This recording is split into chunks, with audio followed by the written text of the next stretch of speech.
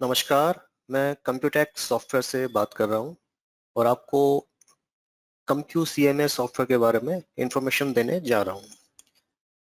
CompUCMA एक ऐसा software है जिसके द्वारा आप एक प्रोफेशनल CMA रिपोर्ट आसानी से और कम समय में बना सकते हैं। CMA means credit monetary analysis और अरेंजमेंट रिपोर्ट। तो CompUCMA सॉफ्टवेयर की आवश्यकता क्यों होती है? सबसे पहले एक एग्जांपल देके मैं आपको बताता हूँ। अगर आपका एक बिजनेस है और आप बैंक से लोन लेने जाते हैं तो बैंक आपसे सबसे पहले सीएमए डाटा मांगता है। सीएमए डाटा से बैंक ये देखता है कि आपके बिजनेस की करंट में क्या फाइनेंशियल कंडीशन है, पिछले सालों में क्या प्रॉफिट रहा, कहाँ कहाँ आपने इन्वेस्ट किया, फ्यूचर में आप क्या करने वाले हैं, कितना प्रॉफिट जनरेट करेंगे और प्रॉफिट को कहाँ कहाँ इन्वेस्ट करेंगे। तो ये सब सीएमए रिपोर्ट से एनालाइज होता है। इसी के बेस पे बैंक एक बिजनेस के लिए लोन प्रोवाइड करता है। तो स्टार्ट करते हैं CompUCMA सॉफ्टवेयर के बारे में कि आप सॉफ्टवेयर में किस तरह से फीडिंग कर सकते हैं, किस तरह से रिपोर्ट्स जनरेट कर सकते हैं। एक बहुत ही आसान वे में मैं आपको बताता हूँ। सबसे पहले आप सॉफ्टवेयर ओपन करते हैं, आपके सामने ये लॉगिन पेज आता है सॉफ्टवेयर का।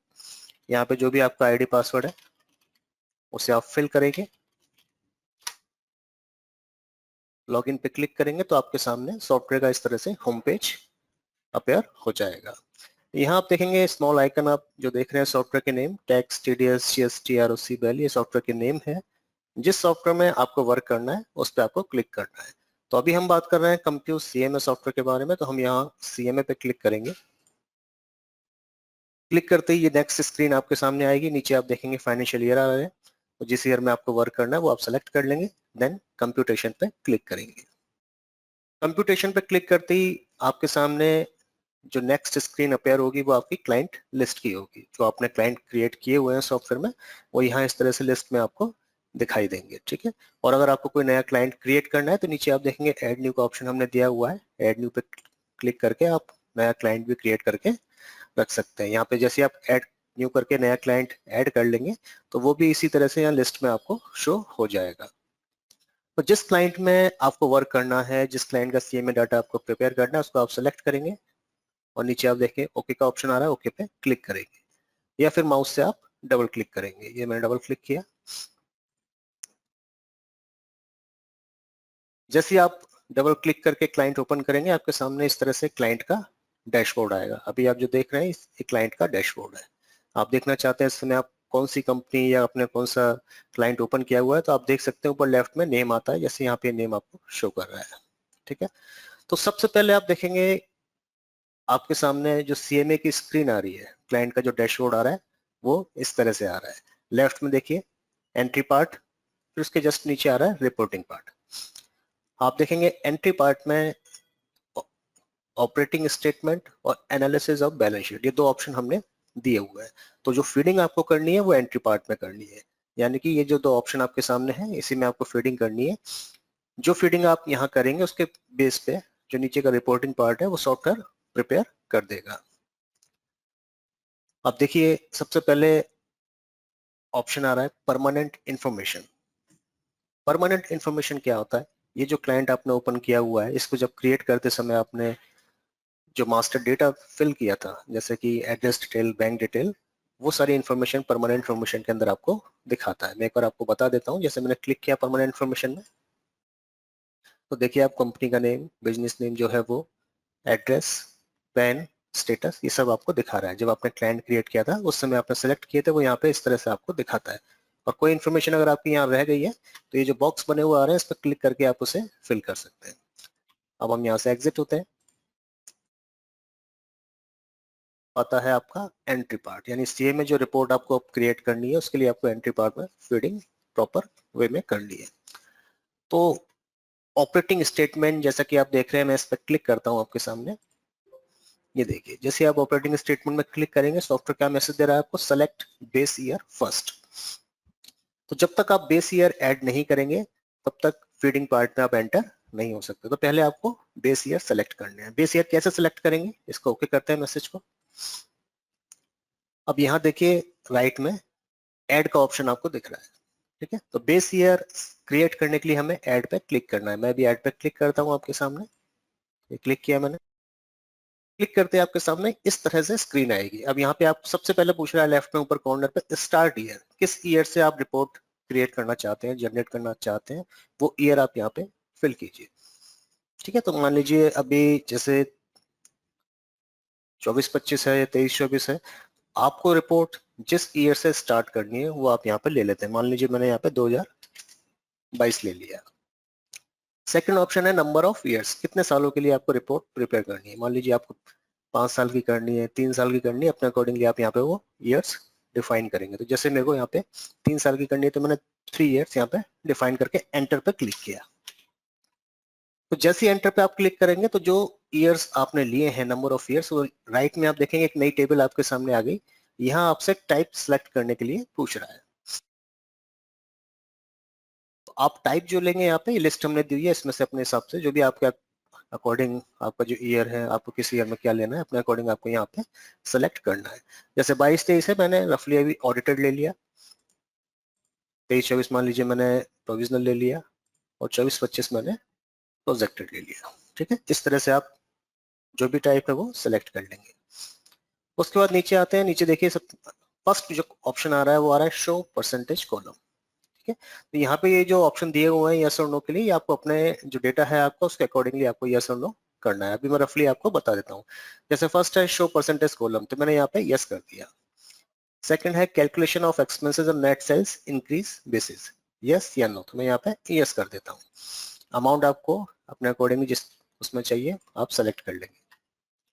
कैलकुलेशन ऑफ स्टॉक ऑटो कर दी मैंने, ठीक है। फिर auto preparation of CMA on next year increase percentage basis, अपने अकॉर्डिंगली आपको यस करना है तो यस करेंगे, नो करना है तो नो कर देंगे, ठीक है। उसके अलावा एक ऑप्शन आप देखेंगे लेफ्ट में ऊपर की साइड दिया हुआ है first year is broken period, yes या नो।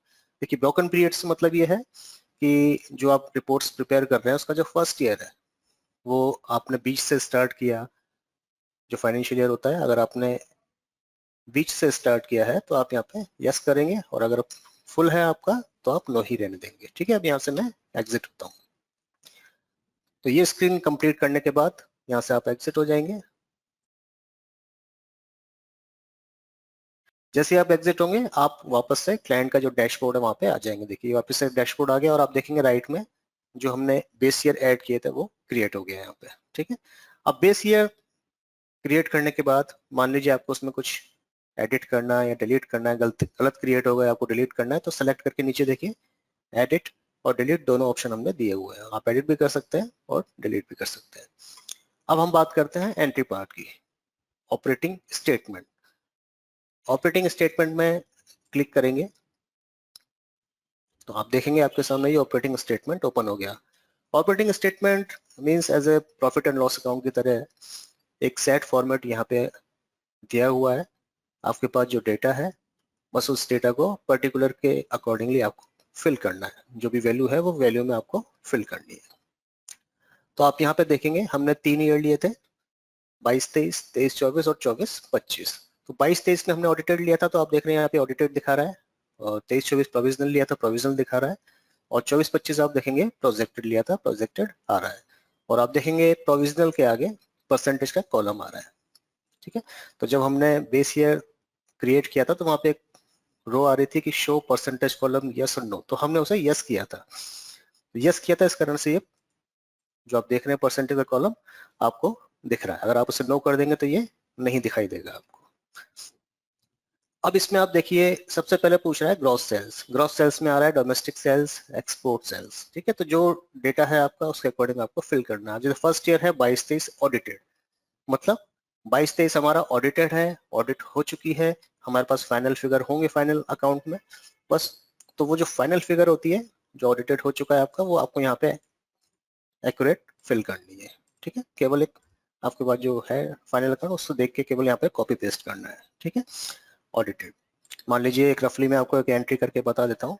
जैसे ग्रॉस सेल्स में डोमेस्टिक सेल्स है मान लीजिए 5 लाख थी मेरी, ऑडिटेड, एंटर किया, एंटर कर दी, नीचे देखिए ये सब टोटल में आ गया। ऐसे एक्सपोर्ट सेल्स है, एड अदर रेवेन्यू है, जो भी है आपके पास डेटा उसके अकॉर्डिंगली आपको ये फिल करना है। जैसे आप फिल करेंगे ये नीचे आपका यहाँ पे टोटल करके आपको दिखा देगा। ठीक है, तो इस तरह से आप पूरा अपना 22-23 का जो ऑडिटेड फाइनल अकाउंट है वो आपके पास जो डेटा है उसमें से कंप्लीट इसको फिल कर लेंगे। फिल करने के बाद नेक्स्ट ईयर में हम आते हैं 23-24 प्रोविजनल। ठीक है, अब यहाँ देखिए परसेंटेज का जो कॉलम आपने यस किया था उसका क्या यूज है। 23-24 में आप यहाँ आए डोमेस्टिक सेल्स, आप एस्टिमेट करते हैं कि 10% से इंक्रीज हो रही है, 20% से इंक्रीज हो रही है, तो केवल आपको परसेंटेज वाले कॉलम में परसेंटेज डिफाइन करनी है। ठीक है, मान लीजिए मेरी सेल्स 23-24 में 20% से इंक्रीज हो रही है, तो मैं केवल यहाँ पे परसेंटेज डिफाइन करूंगा 20 और फिर एंटर कर दूंगा। जैसे आप एंटर करेंगे आपका जो वैल्यू है वो यहाँ पे ऑटो फिल कर देगा सॉफ्टवेयर। देखिए ऑटो फिल हो गई वैल्यू आपकी। ऐसे ही 24-25 में आते हैं, यहाँ पे आप एस्टिमेट करते हैं कि आपकी जो सेल्स है वो 25% इंक्रीज हो रही है, तो मैं यहाँ पे 25% फिल करके एंटर पे क्लिक करूंगा। सॉफ्टवेयर अपने आप ही वैल्यू वाला जो कॉलम है वहां वैल्यू फिल कर देगा। तो ये जो वे आपको मैंने बताया फीडिंग का, ये पूरा जो फॉर्मेट है ऑपरेटिंग स्टेटमेंट का हमने दिया हुआ है। इसी तरह से आपको फीडिंग करनी है। अगर आपको परसेंटेज है एस्टिमेट, केवल परसेंटेज डिफाइन कीजिए, इसके बेस पे सॉफ्टवेयर ऑटोमेटिक जो वैल्यू है वो रेस्पेक्टिव कॉलम में फिल कर देगा। दूसरा ये देखिए, जैसे आपकी कोई परचेज से रिलेटेड इन्फॉर्मेशन है तो परचेज आपका 60 नंबर पे पॉइंट आपको दिख रहा है इम्पोर्टेड, वो आप यहाँ पे फिल करेंगे। जो एक्चुअल फिगर है ऑडिटेड में वो, फिर आपके जो प्रोविजनल है आप जो एस्टिमेट करते हैं वो परसेंटेज वाले कॉलम में केवल परसेंटेज डिफाइन करेंगे, सॉफ्टवेयर ऑटोमेटिक ले लेगा। ठीक है, इम्पोर्टेड परचेज, इंडिजीनियस परचेज, आप चाहें तो ये जो कॉलम हमने दिए हुए हैं ये एडिटेबल है। आपको इसमें अपने अकॉर्डिंगली कोई लैंग्वेज जैसे एडिट करनी है, तो जैसे इम्पोर्टेड को मान लीजिए आपको आगे परचेज टाइप करना है, तो मैंने इम्पोर्टेड पर क्लिक किया और यहाँ F2 प्रेस करेंगे, एंटर करेंगे। अब आप यहाँ पे जो भी टाइप करना चाहते हैं ये देखिए टाइप कर सकते हैं। तो ये एडिटेबल है, अगर पर्टिकुलर्स में आप अपने हिसाब से कुछ मॉडिफिकेशन आप करना चाहते हैं तो वो दे सकते हैं।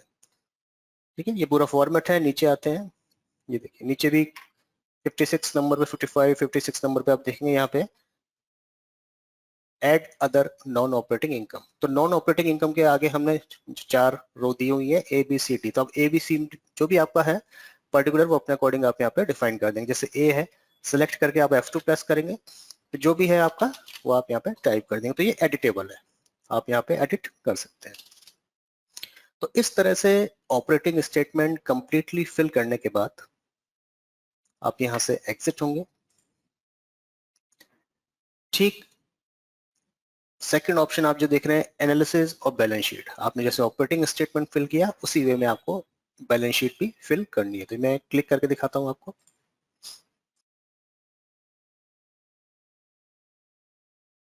ये देखिए एनालिसिस और बैलेंस शीट आपके सामने ओपन हो गया। तो ये बैलेंस शीट है आपकी, एसेट्स एंड लायबिलिटी जो भी है आपकी वो आपको यहाँ पे अकॉर्डिंग टू पर्टिकुलर्स फिल करनी है। ठीक है, यहाँ पे भी आप देखेंगे परसेंटेज का कॉलम आ रहा है, फीडिंग का प्रोसीजर वही रहेगा जो ऑपरेटिंग स्टेटमेंट में था, उसी तरह से आपको फिल यहाँ करना है। जैसे कि एग्जांपल के रूप में मैं आपको बताया था, फर्स्ट आप देख रहे हैं जो मेन हेडिंग है short term borrowing from banks. First है इसमें फ्रॉम एप्लीकेंट बैंक, सेकंड है फ्रॉम अदर बैंक। तो फर्स्ट ईयर जो है 22-23 ये आपका ऑडिटेड है, आपके पास जो फिगर है एक्चुअल वो आप यहाँ फिल कर देंगे। मान लीजिए 4 lakhs मेरी बोरोइंग्स है फ्रॉम बैंक, और फ्रॉम अदर बैंक्स में मान लीजिए मेरी 2 lakhs की बोरोइंग्स है। एंटर किया, एंटर करते ही सब टोटल में टोटल दिखा देगा आपको। ठीक है, अब आते हैं नेक्स्ट ईयर में 23-24, मान लीजिए कि जो बोरोइंग्स है आपकी वो 10% से इंक्रीज हो रही है, तो मैंने 10% यहाँ टाइप किया, एंटर किया। एंटर करते ही सॉफ्टवेयर ऑटोमेटिक जो आपकी वैल्यू है वो यहाँ डिफाइन कर देगा। ठीक है, फिर फ्रॉम अदर बैंक्स मान लीजिए मेरे नेक्स्ट ईयर में लेस हो रहे हैं, कम हो रहे हैं, तो अगर आपका लेस हो रहा है, कम हो रहा है, उसको यहाँ फिल करने के लिए सिंपली आपको जो परसेंटेज है वो माइनस में फिल करनी है। ठीक है, अगर पॉजिटिव है, इंक्रीज हो रहा है तो पॉजिटिव आप वैल्यू परसेंटेज डिफाइन करेंगे, और अगर माइनस में है तो आपका नेगेटिव वैल्यू परसेंटेज यहाँ पे डिफाइन कर देंगे। जैसे मान लीजिए 25% से मेरे जो अदर बैंक से बोरिंग है वो कम हो रही है, तो मैं यहाँ पे -25 एंटर, ये देखिए माइनस करते ही वो माइनस के अकॉर्डिंगली कैलकुलेट करके आपको दिखा देगा। तो जो आपने एक्चुअल फिगर दी हुई है ऑडिटेड में उसके बेस पे कैलकुलेशन करके आपको यहाँ पे दिखा देता है। ऐसे 24-25 में मान लीजिए मेरे एप्लीकेंट बैंक से भी 25% कम हो रहे हैं, तो -25 ठीक है, और ये मान लीजिए 10% इंक्रीज हो रहे हैं तो मैंने ये 10 कर दिया। बस केवल आपको परसेंटेज डिफाइन करनी है, उसके बेस पे सॉफ्टवेयर ऑटोमेटिक वैल्यू कैलकुलेट करके कॉलम में फिल कर देगा। ठीक है, इसका भी एक सेट फॉर्मेट है, यहाँ पे वही प्रोसीजर दिया हुआ है। जैसे अदर करंट लायबिलिटीज आपकी A B C D editable है, F2 प्रेस करके आपको जो भी ऐड करना है यहाँ पे ऐड कर सकते हैं। तो इस तरह से आपको ऑपरेटिंग स्टेटमेंट और analysis of balance sheet completely fill करना है। ठीक है, बैलेंस शीट जो भी एसेट्स हैं लायबिलिटीज, नॉर्मली जो बैलेंस शीट आपकी मैच होनी चाहिए, उसी तरह से ये भी आपका मैच होना चाहिए। देखिए जैसे मैं एग्जिट करूंगा यहाँ से फिल करने का, जैसे आप एग्जिट करेंगे सॉफ्टवेयर आपको मैसेज देगा some difference exist in balance sheet please resolve it. अगर आपकी जो आपने डेटा फिल किया है बैलेंस शीट अगर वो मैच नहीं हो रही तो सॉफ्टवेयर इस तरह से आपको मैसेज देगा, तो कंप्लीट फिल करके मैच करके आपको यहाँ से एग्जिट होना है। ठीक है, आप एग्जिट होके वापस क्लाइंट के डैशबोर्ड पे आते हैं तो आप देखेंगे एंट्री पार्ट में ऑपरेटिंग स्टेटमेंट और एनालिसिस ऑफ बैलेंस शीट आपने फिल कर दिया कंप्लीटली। ठीक है, अब मैंने जैसा आपको बताया कि एंट्री पार्ट में जो आप फीडिंग करेंगे उसके बेस पे software automatic reporting part prepare करेगा। तो रिपोर्टिंग पार्ट में सबसे पहले आ रहा है कंपेरेटिव स्टेटमेंट, जो आपकी एसेट्स एंड लायबिलिटीज होती हैं उसका जो कंपेरेटिव स्टेटमेंट होता है वो सॉफ्टवेयर ऑटो प्रिपेयर करेगा। सेकंड फंड फ्लो स्टेटमेंट, कितना फंड आया, कहाँ आपने इन्वेस्ट किया। थर्ड है MPBF, maximum permissible bank finance जो रिपोर्ट्स होती है वो सॉफ्टवेयर जो आपने फीडिंग की है ऑटो प्रिपेयर करेगा। ऐसे ही रेशियो एनालिसिस और टर्नओवर मेथड, आपने जो फीडिंग पार्ट में फीडिंग किया उसके बेस पे नीचे के जो 5 रिपोर्टिंग जो डॉक्यूमेंट आप देख रहे हैं वो सॉफ्टवेयर ऑटो प्रिपेयर कर देगा। तो इस तरह से टोटल आपके 7 डॉक्यूमेंट होते हैं 2 एंट्री पार्ट में, और रिपोर्टिंग पार्ट में जो आपके 5 रिपोर्ट दी हुई है हमने। कंप्लीट फिल करने के बाद अब आप इसकी सीएमए की रिपोर्ट लेना चाहते हैं, प्रिंट लेना चाहते हैं, तो आप देखेंगे एंट्री पार्ट में प्लस रिपोर्टिंग पार्ट में सब जगह पे हमने एक ऑप्शन दिया हुआ है। आपको ओपन करके दिखाता हूँ। जैसे मैं मान लीजिए बैलेंस शीट ओपन करता हूँ, ये देखिए नीचे नीचे आप देखेंगे यहाँ पे हमने ऑप्शन दिया हुआ है प्रिंट। प्रिंट के आगे दिया हुआ है एक्सपोर्ट टू एक्सेल, उसके आगे आ रहा है प्रिंट कंसोलिडेट, और ऐसे एक्सपोर्ट टू एक्सेल कंसोलिडेट। ठीक है, तो प्रिंट जो है आपका जो इस समय डॉक्यूमेंट आपने ओपन किया हुआ है, जैसे बैलेंस शीट ओपन किया हो, केवल आपको बैलेंस शीट का प्रिंट चाहिए तो आप प्रिंट पे क्लिक करेंगे, इंडिविजुअली जो आपने इस समय ओपन किया हुआ उसी का प्रिंट आपको दिखा देगा। ठीक, एक्सपोर्ट टू एक्सेल आप करेंगे तो आपने जो इस समय ओपन किया हुआ है उसका एक एक्सेल फॉर्मेट में सॉफ्टवेयर एक्सपोर्ट करके आपको दिखा देगा। एक्सपोर्ट टू एक्सेल के आगे आ रहा है प्रिंट कंसोलिडेट। कंसोलिडेट का मतलब यह है कि जैसे आप प्रिंट कंसोलिडेट पे क्लिक करेंगे तो आपने ऑपरेटिंग स्टेटमेंट, बैलेंस शीट और जो रिपोर्ट्स सारी बाहर दी हुई है, फंड फ्लो स्टेटमेंट, एमबीबीएफ, ये सारी पूरा एक फॉर्मेट बना के सॉफ्टवेयर आपको प्रिंट करके दे देगा। जैसे मैं आपको क्लिक करके बताता हूँ, ये मैंने क्लिक किया प्रिंट कंसोलिडेट पे, ओपन किया,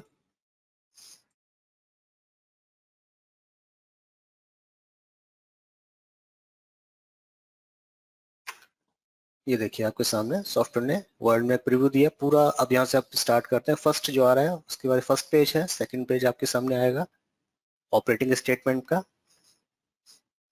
ऑपरेटिंग स्टेटमेंट कंप्लीट होने के बाद नेक्स्ट आएगा बैलेंस शीट, जो आपने बैलेंस शीट प्रिपेयर की हुई है। अब ये तो हो गया अपना फीडिंग पार्ट, इसके बेस पे रिपोर्टिंग पार्ट जो सॉफ्टवेयर ने ऑटो प्रिपेयर किया है उसका भी प्रिंट यहाँ पे आपको दिखाएगा। जैसे बैलेंस शीट के नीचे जाते हैं,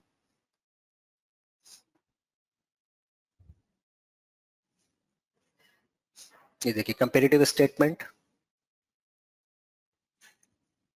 MPBF, fund flow statement, ratio analysis और लास्ट में आपका टर्नओवर मेथड। ठीक है, मतलब एक पूरी कंप्लीट सीएमए रिपोर्ट सॉफ्टवेयर इस तरह से प्रिपेयर करके आपको दे देगा, जो आपने फीडिंग पार्ट में फीडिंग की है उसके बेस पे। अब इसका प्रिंट लेके आप रख सकते हैं और सॉफ्टवेयर में ऑटो सेव रहता है, जब भी आप क्लिक करेंगे इस तरह से आपको प्रिंट करके सॉफ्टवेयर दिखा देगा। ठीक है, अब इसके आगे ये जो ऑप्शन मैंने बताया नीचे print export to Excel, print consolidate, ऐसे ही एक्सपोर्ट टू एक्सेल कंसोलिडेट का मतलब ये है कि जैसे आप इस पर क्लिक करेंगे पूरा जो रिपोर्ट्स आप वर्ल्ड में देख रहे हैं उसका पूरा एक एक्सेल फॉर्मेट में सॉफ्टवेयर एक्सपोर्ट करके आपको दे देगा, जिससे आप निकाल के रख सकते हैं अपने पास। और ये जो ऑप्शन है नीचे आपके प्रिंट के लिए, ये सभी रिपोर्ट्स में सभी फीडिंग्स पार्ट में हमने दिए हुए हैं। जैसे एग्जिट करते हैं यहाँ से, ठीक है, पहले बैलेंस शीट हमने ओपन किया था, मान लो अब मैं टर्नओवर मेथड जो रिपोर्टिंग पार्ट में दिया हुआ है इसको ओपन करता हूँ तो आप देखेंगे नीचे भी यहाँ पे सेम ऑप्शन आ रहे हैं। तो ये सभी रिपोर्ट्स में हमने ये ऑप्शन दिया हुआ है। एग्जिट करते हैं यहाँ से। तो इस तरह से आप सीएमए रिपोर्ट इजी वे में बहुत ही कम समय में आसानी से बना सकते हैं। राइट में अब मान लीजिए सेम जो क्लाइंट है आपका, आपने बेस ईयर सेलेक्ट करके रिपोर्ट प्रिपेयर कर ली, इसी क्लाइंट की एक रिपोर्ट आपको और प्रिपेयर करनी है, तो आप सेकंड जो बेस ईयर है वो भी यहाँ पे क्रिएट कर सकते हैं। उसके लिए सेम प्रोसीजर रहेगा, आपको ऐड पे क्लिक करना है, ये ऐड पे क्लिक किया मैंने। जिस ईयर की जो सेकंड बेस ईयर है आपको कब से स्टार्ट करना है वो अपने हिसाब से डिफाइन कर देंगे, ठीक है। कितने ईयर के लिए करना है वो आप डिफाइन कर देंगे, एंटर करेंगे। सेम राइट में आपको टाइप सेलेक्ट करना है जैसा मैंने पहले आपको बताया था, और जो नीचे कॉलम्स आ रहे हैं यस और नो, ये अपने अकॉर्डिंगली आपको सेलेक्ट करना है, ठीक है। जैसे आप सेलेक्ट करके यहाँ से एग्जिट करेंगे, ये मैंने मान लीजिए ऑडिटेड ले लिया, ये एस्टिमेटेड ले लिया, ये प्रोविजनल, ये अपने अकॉर्डिंगली आपको सेलेक्ट करना है, ये प्रोजेक्टेड, ठीक है। मैं यहाँ से एग्जिट होता हूँ, ये देखेंगे आप सेकंड जो बेस ईयर है वो भी हमारा यहाँ पे क्रिएट हो गया, आप देख रहे हैं। अब यहाँ एक ऑप्शन आप देख रहे हैं, ऐड एडिट डिलीट के आगे कॉपी का ऑप्शन आ रहा है। कॉपी के ऑप्शन का क्या यूज है? कॉपी के ऑप्शन का ये यूज है कि इससे पहले वाला जो बेस ईयर आपने क्रिएट किया हुआ है 3 साल के लिए, इसमें जो ईयर है आपका 22, 23, 23, 24, 24, 25, सेम आपने सेकंड बेस ईयर क्रिएट किया 20, 21 से। अब 20, 21 में 22, 23, 23, 24, 24, 25 आपका ईयर कवर हो रहा है।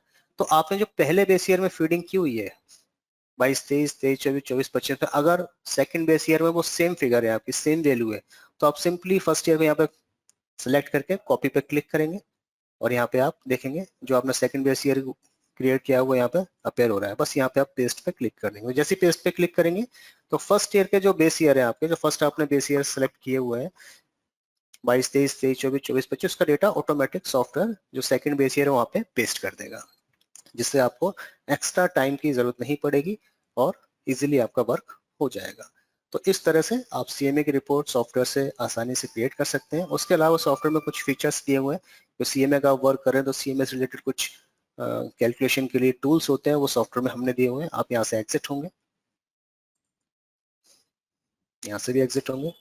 ये देखिए ये अपना सीएमए का होम पेज है। यहाँ पर राइट में देखिए एफएम टूल्स का ऑप्शन आ रहा है, इस पे आप क्लिक करेंगे तो ये कुछ टूल्स हैं सीएमए से रिलेटेड, जैसे comparative EMI, depreciation calculator, EMI calculator, loan amount calculator. यहाँ हमने इस तरह से दिया हुआ है, आपको अपने अकॉर्डिंगली जो नीड है उस पर क्लिक करके आप कैलकुलेशन कर सकते हो। एक रफली मैं आपको बताता हूँ, जैसे मान लीजिए आपको ईएमआई कैलकुलेट करनी है, तो ईएमआई को आप सेलेक्ट करेंगे, ओके करेंगे, इस तरह से विंडो आपके सामने आएगी। यहाँ जो पूछ रहा है वो आपको फिल करना है। जैसे लोन अमाउंट मान लीजिए 5 लाख का आपने लोन लिया, इंटरेस्ट रेट 12% के हिसाब से, कितने मंथ के लिए, मान लीजिए 12 महीने के लिए। फिल करने के बाद आप कैलकुलेट पे क्लिक करेंगे। देखिए जैसे आप कैलकुलेट पे क्लिक करेंगे पूरी एक रिपोर्ट्स आपको बना के दे देगा सॉफ्टवेयर। कैलकुलेशन जो होती है पूरी प्रॉपर कैलकुलेट करके, मंथ, ओपनिंग बैलेंस, ईएमआई कितनी रहेगी, प्रिंसिपल कितना हुआ, इंटरेस्ट कितना हुआ, क्लोजिंग क्या हुआ, पूरा एक रिपोर्ट आपको बना के यहाँ पे दे देगा। अब इस रिपोर्ट को, कैलकुलेशन की जो रिपोर्ट्स है, एक्सपोर्ट टू एक्सेल का हमने ऑप्शन दिया हुआ है, इस पर क्लिक करके आप इसकी एक एक्सेल कॉपी भी रख सकते हैं। एक एक्सेल फॉर्मेट में आपके सामने पूरी एक्सेल बना के दे देगा सॉफ्टवेयर, जिसे आप सेव करके रख सकते हैं। तो इस तरह के ऑप्शन, इस तरह के फीचर्स हमने यहाँ पे जो टूल्स देख रहे हैं आप सब में दिए हुए हैं। आपको अपने अकॉर्डिंगली जो नीड है उस पर क्लिक करके आप क्रिएट कर सकते हैं। और इसके अलावा भी जब आप फीडिंग करते हैं सीएमएस सॉफ्टवेयर में, और फीडिंग करते समय किसी भी तरह का कोई इश्यू आता है, कोई प्रॉब्लम आ जाती है आपको, कोई टेक्निकली या फीडिंग से रिलेटेड, तो उसके लिए हमने हमारा जो कॉल सेंटर डिपार्टमेंट है, आप ऊपर देखेंगे यहाँ पे होम पेज पे कॉन्टेक्ट अस का ऑप्शन आ रहा है लेफ्ट पे, इस पे आप क्लिक करेंगे। इसमें जो फर्स्ट नंबर आप देख रहे हैं, ठीक है, ये सीएमए से रिलेटेड हमारा जो कॉल सेंटर है उसका नंबर है। आपको किसी भी तरह का इश्यू है, चाहे वो टेक्निकली हो, चाहे फीडिंग से रिलेटेड हो, इस नंबर पे आप फोन करेंगे। जो भी एग्जीक्यूटिव आपका फोन अटेंड करेंगे उनको आप अपनी क्वेरी बताएंगे, कोई इश्यू आ रहा है वो बताएंगे, तो वो आपको उसका प्रॉपर सॉल्यूशन प्रोवाइड कराएंगे। जरूरत होगी तो आप स्क्रीन को टीम वेयर पे लेके आपको क्लियर करेंगे किस कारण से प्रॉब्लम आ रही है, या कोई फीडिंग में कोई दिक्कत आ रही है तो किस कारण से प्रॉब्लम आ रही है, कैलकुलेशन में क्या इशू है, ये सब आपको यहाँ पे इस नंबर पे बताया जाएगा, जिससे आपकी सीएमए रिपोर्ट एग्जैक्टली बन के बिल्कुल प्रिपेयर हो जाएगी। उसके अलावा हमने सॉफ्टवेयर में यहाँ पे ऑनलाइन सपोर्ट का भी ऑप्शन दिया हुआ है, ऊपर आप देख रहे हैं ऑनलाइन सपोर्ट। कोई इशू आता है, कभी आप फोन नहीं कर सकते उस समय, या फिर फोन करने में इस समय कोई प्रॉब्लम है, इशू है, तो आप ऑनलाइन सपोर्ट में जाके ऑनलाइन कंप्लेन भी फिल कर सकते हैं। हमारा जो कॉल सेंटर डिपार्टमेंट में वो इस कंप्लेन को जो भी आप रेस करेंगे उसको चेक करेंगे और नीड होने पर आपको कॉल करके उसके बारे में सॉल्यूशन प्रोवाइड कराएंगे। तो आशा करता हूं कि कंप्यूट सीएमए के बारे में जो मैंने आपको जानकारी दी है उससे काफी कुछ आपको क्लियर हुआ होगा। बेसिक चीजें आपको क्लियर हुई होंगी कि किस तरह से फीडिंग करनी है और किस तरह से रिपोर्ट जनरेट करती है। तो आप सभी को मेरी तरफ से धन्यवाद।